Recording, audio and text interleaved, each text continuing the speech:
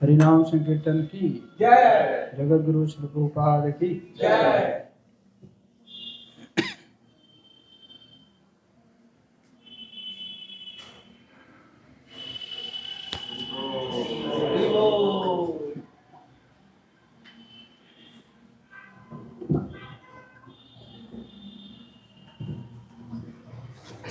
हरे कृष्ण।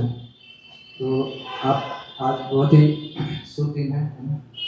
आज हमारे बीच में है हिज ग्रेस जगदीश श्याम प्रभु जी, है ना। प्रभु जी इस्कॉन गया के अध्यक्ष हैं और इससे पहले भी जो इस्कॉन पटना है वहाँ पर भी मैनेजर के रूप में सेवा दे चुके हैं, है ना। प्रभु जी लगभग 15 सालों से भक्ति में मतलब कम्प्लीटली डेडिकेटेड होकर भगवान की सेवा कर रहे हैं। तो आप लोग ध्यान से सुनिएगा और जो भी आपका प्रश्न है प्रभु जी से पूछ सकते हैं। हरे कृष्ण। हरे कृष्णा। तो सबसे पहले हम प्रार्थना करेंगे मंगलाचरण। ओम अज्ञानतिमिरान्धस्य ज्ञानाञ्जनशलाकया चक्षुरुन्मिलितं येन तस्मै श्रीगुरवे नमः। श्रीचैतन्यमनोभीष्टं स्थापितं येन भूतले स्वयं रूप कदा मह्यं ददाति स्वपदान्तिकं। वन्देऽहं श्रीगुरो शिवतपदकमलं श्रीगुरून् वैष्णवांश्च श्रीरूपं साग्रजातं सगणरघुनाथान्वितं तं सजीवम् साद्वैतं सावधूतं परिजनसहितं कृष्णचैतन्यदेवं श्रीराधा कृष्णपादान् सगणललिता श्रीविशाखान्वितांश्च। हे कृष्ण करुणा सिन्धु दीनबन्धु जगत्पते गोपेश गोपिकान्त राधाकान्त नमोस्तुते। तप्त कांचन गौरांगी राधे वृंदावनेश्वरी वृषभानुसुते देवी प्रणमामि हरिप्रिये। वाञ्छाकल्पतरुभ्यश्च कृपा सिन्धुभ्येव च पतितानां पावनेभ्यो वैष्णवेभ्यो नमो नमः। जय श्री कृष्ण चैतन्य प्रभु नित्यानंद श्री अद्वैत गदाधर श्रीवासादि गौरभक्तवृंद।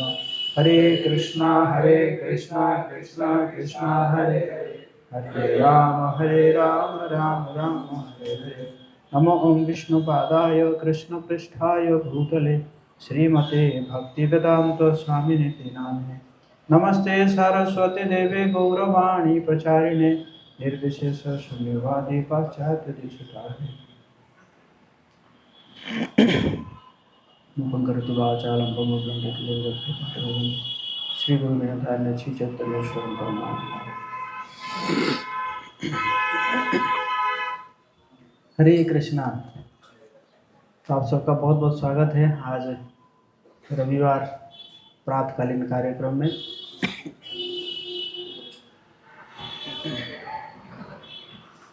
तो आज टॉपिक जो मुझे दिया गया है एप्रिशिएटिंग एसोसिएशन। जैसे आप लोग अभी आए हुए हैं तो इसको संघ में है ना। तो ये जो संघ है इस संघ का क्या महत्व है इसके बारे में हम चर्चा करेंगे। फॉर एग्जाम्पल जो है आपके पास एक सिंपल सा बैग है या सूटकेस है, वो आप जो है ट्रेन में रखे हैं, उसमें कपड़ा है रखे हैं, तो आप कहीं पे भी रख देते हैं, रख के क्या कर जाते हैं कहीं पे भी लेट गए या बैठ गए, जब उतरते हैं तो बैग लेके जाते हैं। लेकिन क्या हुआ कि एक बार जो है आपको उस बैग में 1 लाख रुपए रखा गया है, तो आप क्या करेंगे? उस बैग को इधर उधर रखेंगे कि बहुत ही ध्यानपूर्वक रखेंगे? थोड़ा ध्यानपूर्वक रखेंगे ना, हमेशा ऐसे नज़र डालते रहेंगे, है ना। तो कहने का मतलब है कि जब हम ये संघ का महत्व, उस महत्व को हम जानते हैं तो फिर जाके हम इसको वैल्यू देते हैं ना। नहीं तो ठीक है आ रहे हैं जा रहे हैं, है ना। तो ऐसे एक श्रीमद् भागवतम में एक स्टोरी आता है महाराज भरत के बारे में। महाराज भरत जो है वो पूरे संसार के राजा थे। भगवान ऋषभ देव के पुत्र थे। भगवान ऋषभ देव के 100 पुत्र थे, उसमें से ये सबसे बड़े थे महाराज भरत। पूरे संसार के राजा थे और एक समय में उनका मन हुआ कि मैं सब कुछ त्याग करके अब जाके क्या करूँगा, भगवान के भजन में लगूंगा। और उस समय भगवान के भजन करने के लिए लोग कहाँ जाते थे? वन में जाते थे। आजकल तो वन रहा ही नहीं है कि नहीं। कल कोई मुझे कह रहा था कि एक जगह में कह रहा था कि एक वाटरफॉल है, लेकिन हमने कहा जाना चाहिए। बोले प्रभु जी यहाँ पे क्या है ना, अगर आप आएंगे तो सब जगह में मुर्गा का बाल दिखेगा मतलब इतना लोग आते हैं वहाँ पे, मुर्गा काट के खाते एकदम। मतलब वाटरफॉल अच्छा जगह है, लेकिन क्या है चारों तरफ है ना। इवन लोग जो है हरिद्वार जाते हैं, हरिद्वार ऋषिकेश भी जाते हैं, वहाँ पे भी शराब का बोतल है ना, ये सब जो है छोड़ के आते हैं। कहने का मतलब है अब तो वन रहा ही नहीं। लेकिन पूर्व काल में क्या होता था, लोग वन में जाते थे। जैसे ध्रुव महाराज मधुबन गए थे। तो इसी प्रकार भरत महाराज जो है, उन्होंने उनके कई सारे पत्नियां थी, कई सारे मतलब उनके पुत्र थे और पूरा संसार के राजा थे। सब कुछ को उन्होंने त्याग करके वो चले गए कहाँ? वन में चले गए भजन करने के लिए। भजन किए और जैसे भक्ति में कई सारे स्टेजेस होते हैं। भक्ति में कई सारे स्टेजेस होते हैं ना, 9 स्टेजेस होते हैं उसमें। पहले व्यक्ति के अंदर श्रद्धा आता है, श्रद्धा से फिर वो साधु संग करता है। मतलब जैसे आप लोगों के अंदर श्रद्धा आया तभी तो आके साधु संग कर रहे हैं, है कि नहीं। हरे कृष्ण, चलेगा। तो श्रद्धा के बाद क्या होता है? साधु संग होता है ना। तो क्या हुआ कि साधु संग होता है और साधु संग करने के बाद फिर भजन क्रिया खोलते हैं ना। जैसे साधु संग करने के बाद क्या होता है कि साधु कहेंगे कि माला करो, या ये लेक्चर सुनो, या ये किताब पढ़ो। तो ये आप जब करते हैं इसको बोलते हैं भजन क्रिया। और भजन क्रिया करने के बाद आपके अंदर जो अनर्थ है ना, अनर्थ मतलब क्या है? जिसका कोई अर्थ नहीं है, समझ रहे ना। मतलब कुछ ऐसे संस्कार है या बैड हैबिट है, तो वो धीरे धीरे निकलने लगता है। और फिर उसके बाद फिर जब अनर्थ निकलता है ना, फिर निष्ठा आता है, रुचि आता है, आसक्ति आता है। फिर व्यक्ति जो है भाव के धरातल पर जाता है, भाव है ना, हमेशा भाव में रहेगा। और उसके बाद फिर प्रेम है ना। जो लास्ट स्टेज है भक्ति का वो क्या है? प्रेम, भगवान का प्रेम को प्राप्त करता है ना। तो भरत महाराज जो है वो भाव के स्टेज पर पहुंच गए थे। बस एक सीढ़ी और बाकी था। कौन सा सीढ़ी बाकी था? प्रेम का सीढ़ी बाकी था। तो बढ़िया उनका चल रहा था, भजन चल रहा था। एक दिन वो बैठे हुए हैं, ध्यान में बैठे हुए हैं, तो कुछ एक शेर का आवाज आया और उन्होंने आंखें खोल के देखे कि वो शेर के दहाड़ से एक हिरनी जो है क्या की कि डर के मारे वो पानी में कूद गई। नदी था तो पानी में कूद गई। जब पानी में कूद गई तो वो प्रेग्नेंट थी हिरनी। तो जैसे कूदी तो वो जो है क्या कि उसके मतलब हिरण का बच्चा पैदा हो गया, लेकिन वो जो है वहीं पे मर गई, मतलब जो हिरनी जो कूदी थी ना वो मर गई। अब वो जो बच्चा जो है वो नया जन्मा हुआ है और पानी में क्या है, छटपटा रहा है। और भरत महाराज जी की आंखों के सामने पड़ा कि यार भाई हिरण का बच्चा अभी अभी जन्मा है और पानी में छटपटा रहा है। तो तुरंत वो दौड़ गए, जाके क्या किए, उस हिरण के बच्चा को लेकर आ गए और उसको अपने पास रखे। अब क्या हुआ कि धीरे धीरे उनका क्या हुआ, जो जो उनका जो मतलब जो ध्यान है वो हमेशा किसके ऊपर गया, उस हिरण के बच्चे के ऊपर गया, है ना। मतलब कहीं कहीं चला तो नहीं जाएगा, कहीं जाएगा तो उसको दूसरे पशु खा जाएंगे, है ना। हमेशा उसका ध्यान रखते थे। जब वो कुछ पूजा वूजा करने बैठते थे, वो हिरण का बच्चा आके क्या करता था, गोदी में चढ़ जाता था, समझ गए। तो इसलिए ध्यान से पूजा भी नहीं कर पाते थे, है ना। ध्यान में बैठते थे तो वो भी आके डिस्टर्ब करता था।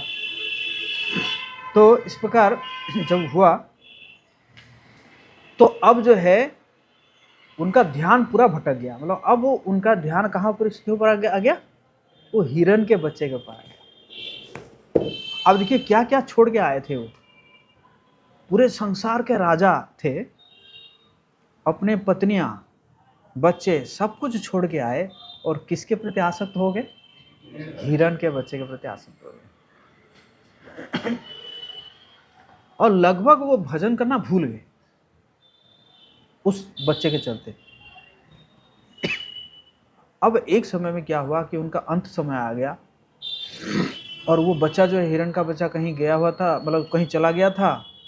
तो ढूंढ रहे थे, अरे कहाँ गया, देखो मैं इतना नालायक हूँ, एक छोटा सा हिरण का बच्चा के भी मैं देखभाल नहीं कर पा रहा हूँ, कहीं कोई उसको खा तो नहीं गया। ऐसे करते करते ढूंढ रहे हैं, इधर उधर ढूंढ रहे हैं, ढूंढते ढूंढते गिर पड़े, जोर से गिर पड़े और चोट लग गया। चोट लग गया तो उनकी मृत्यु आ गई, मतलब मृत्यु होने वाला है। और उसी समय वो हिरण का बच्चा जो है नाचते नाचते उनके सामने आ गया और उसको देखते देखते उन्होंने क्या किए, अपना शरीर छोड़ दिए, शरीर त्याग कर। अब भगवान भगवत गीता में कहते हैं कि अंत काले च मामेवा स्मरण मुक्त्वा कलेवरम, कि जो अंत काल में जो मुझे स्मरण करेगा वो तो मेरे पास आएगा। यम यम वापि स्मरण भावम तेज त्यंते कलेवरम, और जो जो स्मरण करेगा वो उसी भाव को प्राप्त होगा।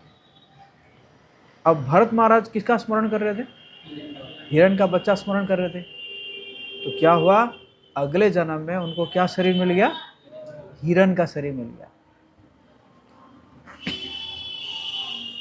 लेकिन वो जो भगवान की कृपा से, क्योंकि बहुत भजन किया था ना, भगवान की कृपा से उनको याद था कि मैंने क्या गलती कर दिया। तो जन्म होने के बाद वो अपनी माँ को छोड़ दिए, मतलब हिरण जो माँ थी उसको छोड़ दिए, आके जो है एक आश्रम था, उस आश्रम में रहने लगे। जब साधु संत जो प्रवचन वगैरह देते थे उसको सुनते थे। ऐसे करते करते उनका हिरण का शरीर भी समाप्त हो गया। अब जो तीसरा जन्म मिला, वो जो जन्म मिला उसको बोलते हैं जड़ भरत। तो तीसरा जन्म जो मिला तो उसमें वो क्या हुए, वो जड़ टाइप का एक्टिंग किए, मतलब सब कुछ जानते हैं लेकिन लोगों को क्या दिखाएंगे कि मैं बड़ा मूर्ख हूँ, समझ गया ना। क्योंकि उन्होंने सोचा कि मतलब ऐसे ही रहूँगा तो मुझे कोई डिस्टर्ब नहीं करेगा। उनके पिताजी कहेंगे कि तेल लगा के स्नान करना है, वो स्नान करके तेल लगाएंगे, है ना। तो इसी प्रकार एकदम मूर्ख बन के रहे। तो फिर उनके पिताजी चल बसे। पिताजी देख रहे थे, बाकी लोग तो सोचते थे कि तो मूर्ख है। पिताजी चल बसे तो उनके भाई लोग क्या किए, उनको लेकर जो एक ज़मीन था वहीं पे बिठा दिया गया, तुम यहीं पर रहो, ज़मीन का देखभाल करो और हम तुम्हें भोजन भेजते रहेंगे। तो उन्होंने कुछ नहीं कहा, अपना बैठे वहीं पे बैठे अपना भगवान का स्मरण करते थे और देखते थे। तो उसी समय एक राजा क्रॉस कर रहे थे पालकी में, उनका नाम था राहुगण राजा थे। तो वो क्रॉस कर रहे थे, तो क्या हुआ, वो पालकी 4 लोग ढोके जाते हैं ना, तो उसमें एक व्यक्ति किसी कारण जो है बीमार पड़ गया। तो बीमार पड़ गया, वो जो बाकी लोग हैं ढूंढने लगे कि चौथा व्यक्ति कौन होगा।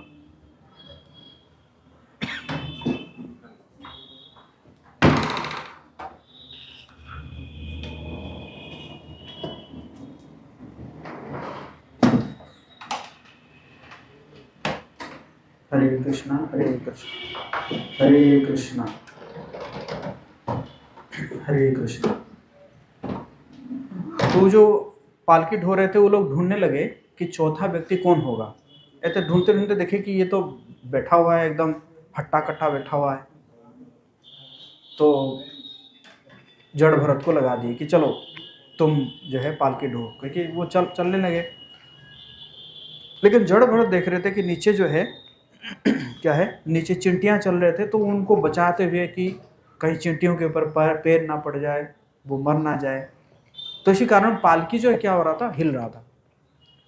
तो राजा जो है एक बार जो है चेतावनी दिए, लेकिन फिर भी नहीं हुआ।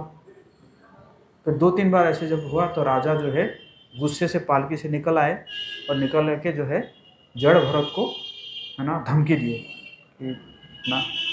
तो अब जो है जड़ भरत ने क्या किए, जब कहे कि तुम्हें मार दूंगा, तो फिर जड़ भरत जो है पूछने लगे कि किसको मारोगे, इस शरीर को मारोगे ना, लेकिन मैं तो शरीर हूँ नहीं। तो इसी प्रकार जब बोलने लगे तो रावण समझ गए कि ये मूर्ख व्यक्ति नहीं है, ये क्या है, बहुत परम ज्ञानी है। तो राहुगण उनको प्रणाम किए, तो प्रणाम करके फिर उनसे बहुत प्रकार के प्रवचन सुने, और उसके बाद फिर जड़ भरत जो है उस शरीर में फिर भगवत धाम गए। मैं स्टोरी क्यों बताया आप लोगों को, देखो हालांकि भरत महाराज सारा कुछ संसार छोड़ के आए थे, अपने पत्नियां पुत्र सब कुछ छोड़ के आए थे, लेकिन संग ना होने के कारण, क्योंकि उनका कोई साथी नहीं था, संग न होने के कारण वो क्या हो गए, एक छोटा सा हिरण के प्रति आसक्त हो गए।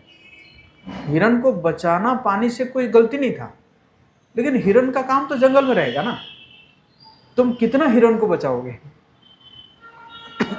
पानी से निकाल के उसको छोड़ देना चाहिए था, है कि नहीं।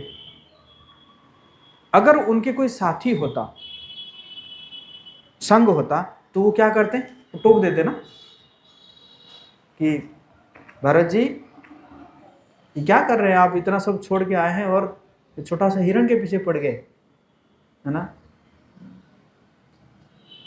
डियर के प्रति ज्यादा डियर हो गए आप है कि नहीं।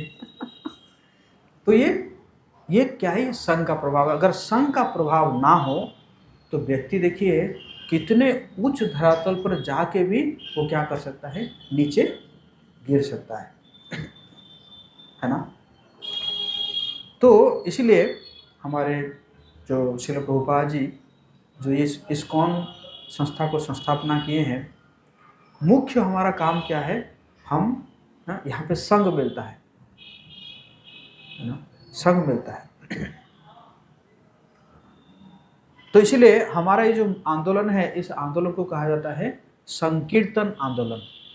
कीर्तन आंदोलन नहीं, कीर्तन मतलब आप एक अकेला बैठे करताल बजाते रहे गाते रहे, उसको बोलते हैं कीर्तन। बट जब संघ में कीर्तन होता है, जैसे हम लोग पहले कर रहे थे, तो जब संघ में कीर्तन होता है उसको क्या बोलते हैं, संकीर्तन कहते हैं। तो इसलिए इसका क्या है, संकीर्तन आंदोलन इसको बोलते हैं।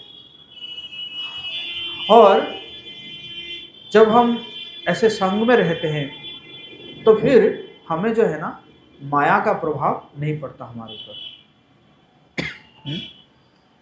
क्योंकि माया जो है, माया भी भगवान की एक शक्ति है।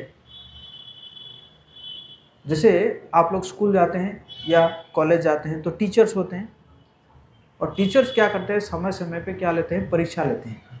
टेस्ट लेते हैं, एग्जाम लेते हैं ना। क्योंकि वो टेस्ट और परीक्षा से क्या होता है कि उनको लगता है कि हाँ ये इस परीक्षा में हो गया, मतलब इस क्लास में हो गया, अब इसको दूसरे क्लास में क्या किया जा सकता है, ट्रांसफर किया जा सकता है या अपग्रेड किया जा सकता है। तो उसी प्रकार भगवान ने माया देवी को अपॉइंट कर रखा है, कैसे, एज ए टीचर। तो माया देवी क्या करती है कि समय समय पे परीक्षा लेती है कि ये पक्का हुआ कि नहीं हुआ है, और पक्का हो गया तो थोड़ा और आगे बढ़ो, पक्का हो गया और थोड़ा आगे बढ़ो, है ना। और माया देवी जो है वो काम करती है 24 घंटे। माया देवी कितने घंटे काम करती है? 24/7। हम तो बस थोड़ा सा समय के लिए आते हैं, थोड़ा सा संग लेते हैं और चले जाते हैं ना। तो इसलिए हम ज़्यादा से ज़्यादा अगर हम संग में रहेंगे तो उतना हम माया देवी के जो प्रभाव से बच पाएंगे, है ना। माया मतलब क्या है? माया का मतलब कहते हैं वो जो नहीं है। क्या है माया का मतलब? वो जो नहीं है। नहीं समझ में आया होगा आप लोगों को। वो जो नहीं है मतलब, जैसे ये एक लैपटॉप है और मैं अगर सोचूंगा ये लैपटॉप मेरा है और ये लैपटॉप जो है मरते दम तक मेरे साथ रहेगा, ये मेरा है और ये क्या रहेगा, मरते दम तक मेरे साथ रहेगा, तो नहीं रहेगा ना। एक साल में इसका कीबोर्ड खराब हो गया, चेंज करना पड़ा। है कि नहीं? मतलब एक साल में भी चेंज हो गया है कीबोर्ड, तो नहीं रहेगा। 3-4 साल, 4-5 साल रहेगा, उसके बाद फिर दूसरा लैपटॉप लेना पड़ेगा, है ना। तो मैंने जो सोचा कि ये मेरे साथ हमेशा रहेगा, ये क्या है? माया। जबकि वो सच नहीं था, है कि नहीं। उसी प्रकार जब हम संसार में चीज़ों को सोचते हैं कि ये तो हमारा है और ये हमारे साथ ही रहेगा, इसके ऊपर हमारा ही अधिकार है, तो इसको क्या बोलते हैं? माया। इसलिए माया का मतलब क्या है? वो जो नहीं है, मतलब वो आपके साथ नहीं रहेगा, लेकिन आपने सोच लिया वो रहेगा, इसको बोलते हैं माया। तो इसी प्रकार हम जो है हम बच जाते हैं अगर हम क्या करते हैं? संग में रहते हैं ना। और श्रील प्रभुपाद जी कहते थे कि the problem with my devotees is that my devotees are not fearful of maya. माया के प्रति भी हमें क्या होना पड़ेगा? फियरफुल होना पड़ेगा, है ना। जैसे टीचर के प्रति हम फियरफुल रहते हैं ना, है कि नहीं। टीचर कहीं अगर कुछ गड़बड़ करूँगा, अटेंडेंस सही से नहीं दूंगा तो क्या होगा? हो सकता है कि मार्क काट देंगे, एग्ज़ाम में बैठने नहीं देंगे। एक डर रहता ना शिक्षक के प्रति।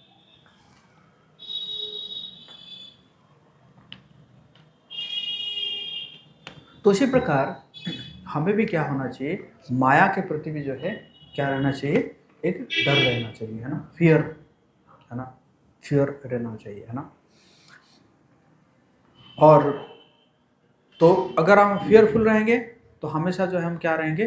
भक्तों के संग में रहेंगे, है ना। क्योंकि अकेला जो है क्या होता है कि माया अटैक करती है। जब हम अकेला रहते हैं माया अटैक करती है ना। जैसे आप देखेंगे जो कई पशु होते हैं वो साथ में चलते हैं ना, एकदम साथ में चलते हैं, तो उनको जो है बाकी पशु जो है अटैक नहीं कर पाते हैं, है ना। टाइगर वगैरह अटैक नहीं करते हैं जब एकदम साथ में रहते हैं, झुंड में रहते हैं। और एक अगर कहीं पे अगर पीछे रह गया, थोड़ा सा पीछे रह गया, तो क्या करेगा? उसको खींच लेगा वो, है ना, पीछे से खींच के ले जाएगा, है कि नहीं। तो इसलिए कहने का मतलब है हमेशा जो है हमें क्या रहना चाहिए? हमें भक्तों के संग में रहना चाहिए। भक्तों के संग में, लाइक माइंडेड डिवोटीज के साथ में रहना चाहिए, है ना। और जब हम जानते हैं कि ये जो एसोसिएशन है, ये संघ है, इतना इम्पोर्टेंट है, इस संघ के प्रभाव से जो है हम बुरी आदतों से हमें छुटकारा मिल रहा है कि नहीं। तो फिर हम क्या होते हैं, जब हम जानते हैं तो फिर हम इस संघ के प्रति ग्रेटफुल रहते हैं, है ना, कृतज्ञ रहते हैं कि, है ना, जो है इस प्रकार संघ कहाँ मिलता है। आप कहीं पे भी जाएंगे, सब जगह में वही चर्चा चलता है, भौतिक चीज चर्चा चलता है कि नहीं। अगर चार फ्रेंड भी आप देखेंगे बैठ जाएंगे, तो वो जो नहीं आया होगा उसके बदनामी करते रहेंगे उसके बारे में ना, बोलते रहेंगे, अरे देखो वो ऐसा करता है, वैसा करता है, वैसे करता है। लेकिन वो चारों को पता नहीं है कि अगले बार उसमें से जो मिस करेगा उसके बारे में, उसके पीछे में क्या होगा, पीछे चर्चा चलेगा, है कि नहीं। तो ये चलता है संसार में ना। लेकिन यहाँ पे ऐसा कुछ नहीं है ना। यहाँ पे पूरा जो डिस्कशन होता है पूरा प्योर डिस्कशन होता है, क्योंकि हम जो डिस्कशन होता है वो हमारे आत्मा के लिए डिस्कशन होता है कि नहीं।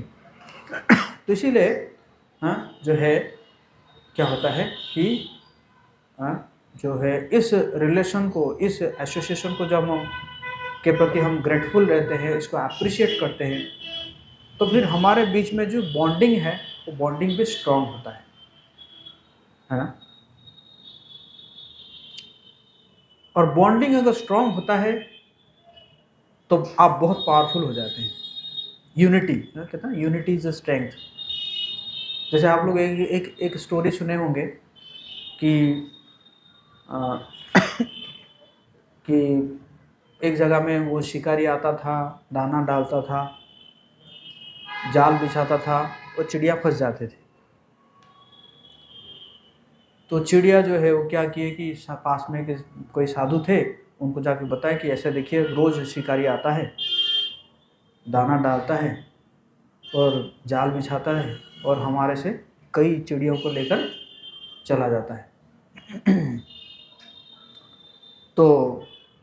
तो साधु ने क्या क्या कि कहा कि एक मंत्र दूंगा, उस मंत्र को रटते रहना तुम बच जाओगे। तो मंत्र क्या था, शिकारी आएगा, दाना डालेगा, जाल बिछाएगा, लेकिन उस जाल में फंसना नहीं है।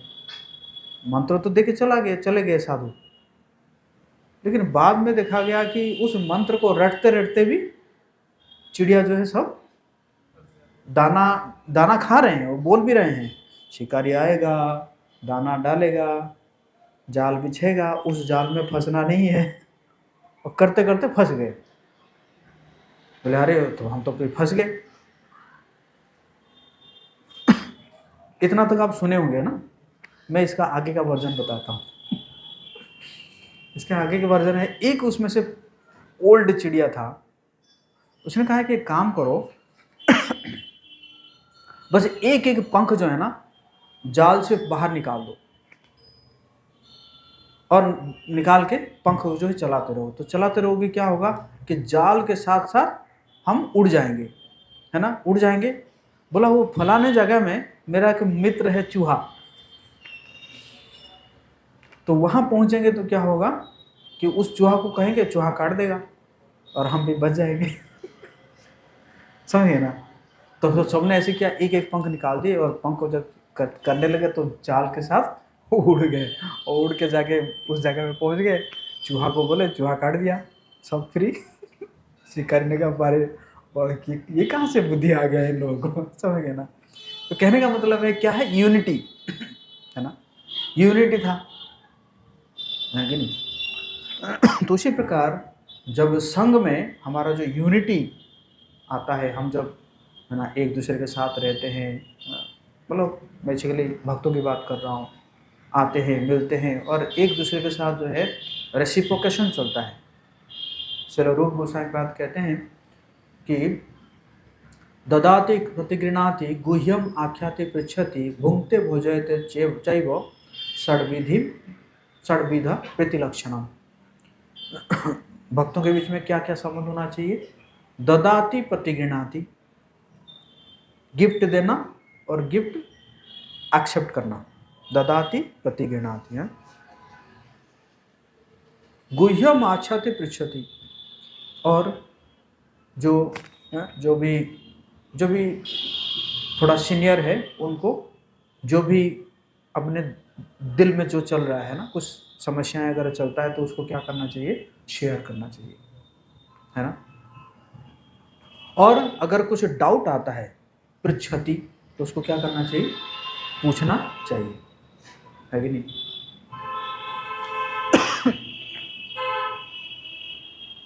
क्योंकि आप देखेंगे कई बार मैं देखता हूँ कुछ ऐसे थोड़ा बहुत कुछ वीडियो आ जाता है, उसको देख के लोग क्या हो जाते हैं, अरे क्या पता है, अरे उसमें तो ये बोल रहा था, इसमें तो ये बोल रहा था करके जो है डाउट्स आ जाता है ना। Doubts are like demons.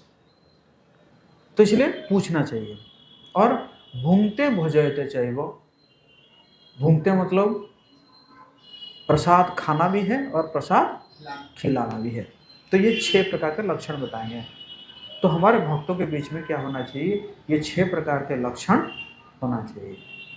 इससे क्या होता है ना, स्ट्रॉन्ग रिलेशनशिप बनता है भक्तों के बीच में, है ना। और जब हम इस प्रकार के हमारे जो संघ है, उस संघ का जो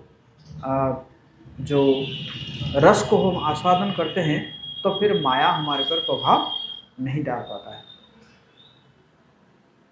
है ना, है कि नहीं।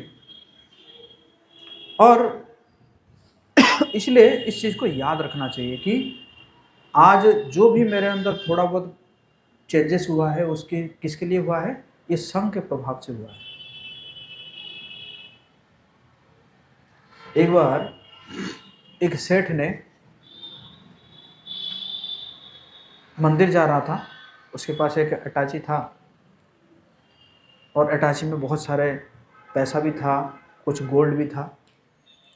मंदिर में वो सीढ़ी के ऊपर चढ़ रहा है, वो चढ़ते चढ़ते क्या हुआ कि उसको हार्ट अटैक आ गया। तो हार्ट अटैक आ गया तो वहीं पे गिर गया, और उसका अटैची जो है वो भी गिर गया। तो अटैची गिरा तो अटैची जो है खुल गया, जब बहुत जोर से गिरा तो अटैची भी खुल गया। तो वहाँ पे एक सिक्योरिटी गार्ड था, तो सिक्योरिटी गार्ड ने क्या किया, वो अटैची को बंद किया, और वो जो सेठ जी जो है उनको लेकर हॉस्पिटल गया। तो हॉस्पिटल गया तो हॉस्पिटल में जब सेठ जी ठीक हो गए, जब उनका सेंस आया, तो सिक्योरिटी गार्ड ने कहा कि देखिए आपका ये अटैची है, और आप एक बार देख लीजिए, वैसे तो जो भी गिरा हुआ था मैंने रख दिया हूँ, कहीं कुछ और तो नहीं चीज़ खो गया है।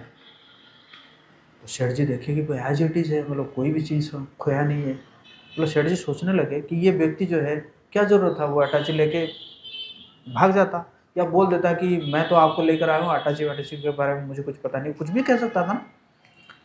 तो सेठ जी सोचे कि ये व्यक्ति जो है क्या है, बहुत ईमानदार व्यक्ति है। तो सेठ जी ने क्या किए, बाद में उसको बोले कि तुम जो है, जब ठीक हो गए तो बोले तुम जो है मेरे पास ट्रेजरर का काम करो, है ना, मतलब उसका प्रमोशन हो गया, है कि नहीं।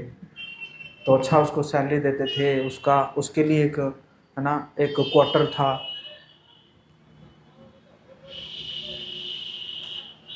तो एक दिन क्या हुआ कि सेठ जी जो है बोले कल जो है हम 9 बजे कहीं जाएंगे, साथ में कहीं जाएंगे 9 बजे। तो सुबह 9 बजे देखे कि वो जो ट्रेजरर था, तो उनका दरवाज़ा बंद हुआ है। दरवाज़ा बंद है, बोले कि 9 बजे तो निकलना था, ये उठा नहीं क्या, सोया हुआ है क्या। तो पीछे एक विंडो था, पीछे विंडो में जाके देखे तो वो जो ट्रेजरर था वो क्या किया है कि जो पुराना जो सिक्योरिटी गार्ड का ड्रेस है ना, उस सिक्योरिटी गार्ड को जो ड्रेस पहना है, एक व्हिसिल रखा है मुंह में, मतलब मुंह में, और एक जो स्टिक रख के कह रहा कि जूता इधर, जूता रखो इधर, लेफ्ट साइड जाओ, ऐसे कर रहा है। वो अपने रूम में ऐसे कर रहा है। सेठ जी कुछ समझ नहीं पाए। फिर बाहर आए तो कुछ समय के बाद फिर वो अपना जो है, जो भी अपना जो ट्रेजरर का ड्रेस था उसको पहन के वो आ गया। आने के बाद फिर वो गाड़ी में चलने लगा, तो सेठ जी उसको पूछे कुछ एक बात पूछूं तुम्हें? हाँ पूछिए। तो ये तुम ऐसे क्यों कर रहे हो, जो पुराना जो सिक्योरिटी वाला ड्रेस को पहनकर हैं, ऐसे व्हिसिल बजा रहे थे रूम में, और ऐसे है ना स्टिक चला रहे थे, कह रहे थे कि इधर रख जाओ उधर जाओ, यहाँ पे जूता रखो करके। तो उसने कहा कि एक्चुअली अभी जो आप दिए हैं वो तो आपकी कृपा है, लेकिन मैं कहाँ था, मैं इसको हमेशा क्या करता रहता हूँ, याद करता रहूँ कि मैं कहाँ था, मैं कहाँ था और आज कहाँ पे पहुँचा हूँ। तो मैं हमेशा उस चीज़ को याद करता रहता हूँ, मैं कहाँ था और कहाँ से मैं कहाँ पहुँचा हूँ, और ये आपकी कृपा है। इसलिए मैं हमेशा क्या करता रहता हूँ, उसको याद करता रहता हूँ। तो इसी प्रकार हमें भी क्या है ना, हमें भी जो है याद रखना चाहिए, है ना। क्योंकि हम अगर याद नहीं रखेंगे तो क्या होता है कि आगे जाके हम जब सक्सेस होते हैं ना, तो हमारे अंदर प्राइड आता है।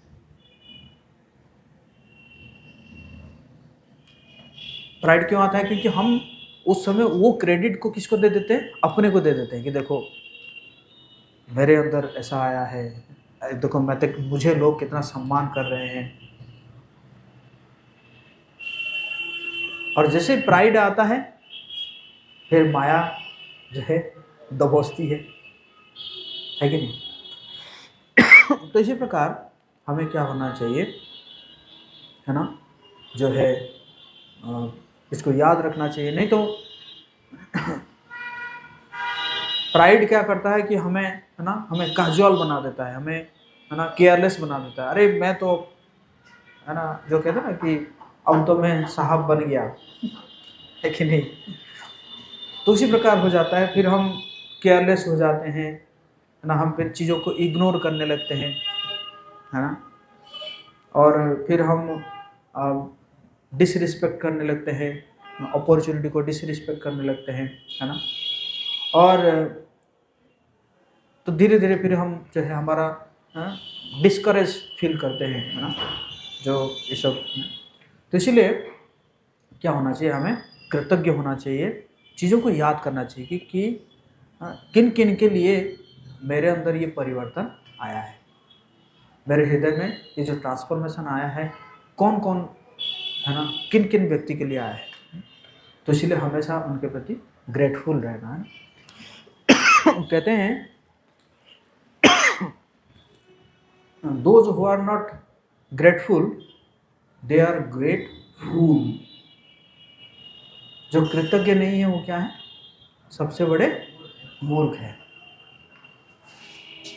ना। जितना आप ग्रेटफुल रहेंगे उतना हम तेजी से हम क्या होते हैं, एडवांस करते हैं, है ना। तो इसी प्रकार जो है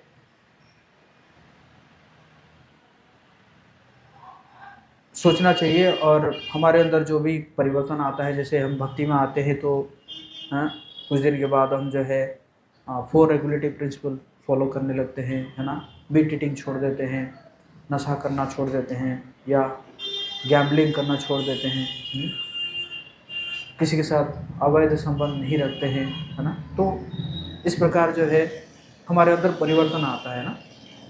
तो अगर ऐसे परिवर्तन आता है तो उसके लिए हमें क्या होना चाहिए, ग्रेटफुल रहना चाहिए। और श्रील प्रभुपाद जी कहते थे कि अगर माया से बचना है तो आपको एक अस्त्र व्यवहार करना पड़ेगा।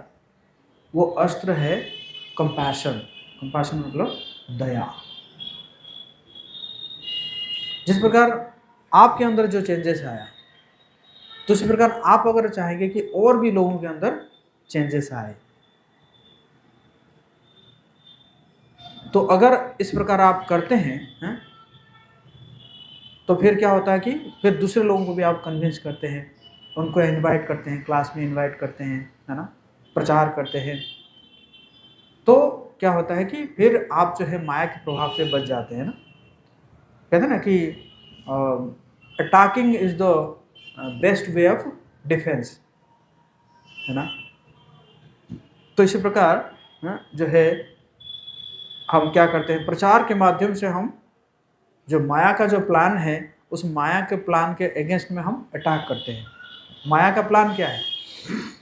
माया का प्लान है लोगों को कृष्ण से दूर करना। क्या करना? कृष्ण से दूर करना। लेकिन हमारा मिशन क्या है? लोगों को कृष्ण के पास लाना, है ना। जैसे एक बार क्या हुआ कि एक बहुत ही एक रिच पर्सन, वो अपना बेटा को लेकर एक बहुत बड़ा मेला में गया था, कुंभ मेला में गया था, मान के चलो। और लेकिन क्या हुआ कि अचानक, है ना, वहाँ पे कुछ ऐसे स्टैम्पेड हुआ, जिस स्टैम्पेड में उसका बच्चा जो है खो गया, उसके हाथ से निकल गया, खो गया। तो उसने बहुत ढूंढा लेकिन नहीं मिला। तो अपना घर चला गया, सारा रिपोर्ट वगैरह करके घर चला गया।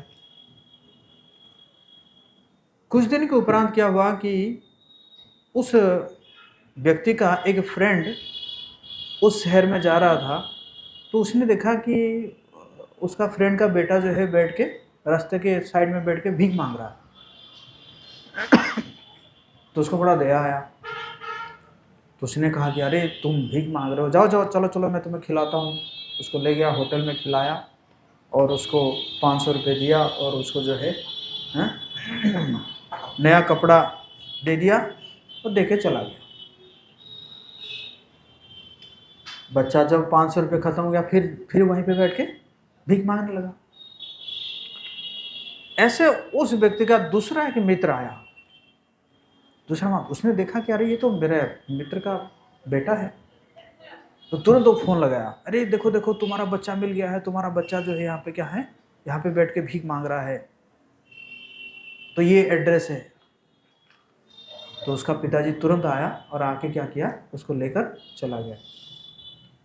तो असली वेलविशर कौन है, पहला वाला या दूसरे वाला? क्यों? पहला वाला तो बहुत पैसा खर्चा किया था उसके ऊपर, जबकि ये कोई पैसा ही नहीं खर्चा किया, है तो फ्री कॉल कर दिया है। हाँ, ये क्या किया, उसके पिताजी से मिलवा दिया, जो कि उसके पिताजी क्या था, धनी व्यक्ति था।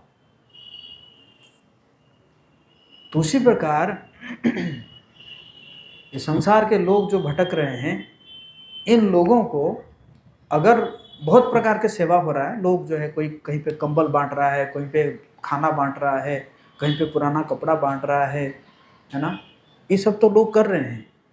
लेकिन असली सेवा तब होगा जब हम उसको लक्ष्मीपति के साथ मिलवा देंगे। बोलिए हरि बोल। तो ये क्या है, ये असली सेवा है। असली वेलविशर हम कहलाएंगे जब व्यक्तियों को हम क्या करेंगे, लक्ष्मीपति के साथ मिलवा देंगे, है ना। तो उसी प्रकार आप लोगों को भी है थोड़ा, है ना, प्रचार का स्पिरिट भी लाना चाहिए, है, प्रचार करेंगे, है ना। क्योंकि आप देखिए हमारे जो धर्म जो है बहुत तेज़ी से टूट रहा है ना। हमारे धर्म के लोग जो है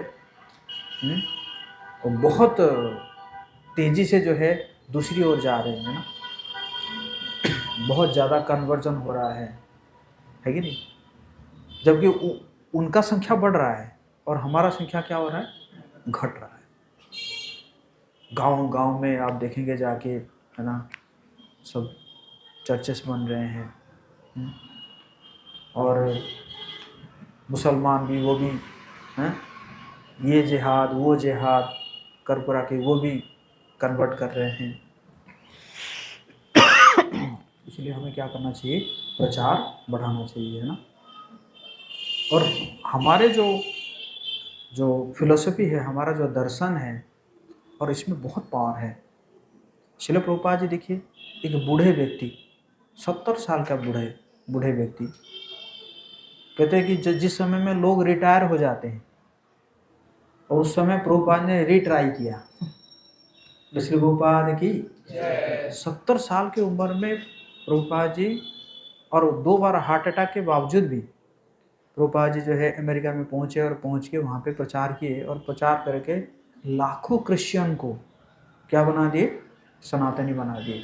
बोले हरि बोल, है ना। तो इसका मतलब पावर है हमारे पास, उनके पास पावर नहीं है। उनके पास वो क्या, वो लोभ दिखाते हैं ना। क्रिश्चियन जो है वो क्या कराते हैं, पैसा कराते हैं। मुसलमान जो है वो ज़बरदस्ती करते हैं ना, कब्जा, है कि नहीं। उनका जहाँ पे भी अगर ज़्यादा लोग हो गए तो कब्जा उनका, है ना, है कि नहीं।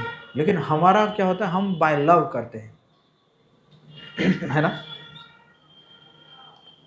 भगवान जी को वर्शिप करने का कई कई लेवल है। कुछ लोग जो है आउट ऑफ ड्यूटी करते हैं, जैसे क्रिश्चियन लोग जो है तो क्या करते हैं, आउट ऑफ ड्यूटी है जो है, हाँ, जाके क्या प्रार्थना करते हैं, O Jesus give us our daily bread, है कि नहीं, हमें रोज का रोटी दे दो हमें, है ना। और मुसलमान जो है क्यों करते हैं, आउट ऑफ फियर, नहीं करोगे तो कहाँ जाओगे, जहन्नम में जाओगे, है ना। लेकिन हमारा क्या है, आउट ऑफ लव, है कि नहीं, आउट ऑफ लव।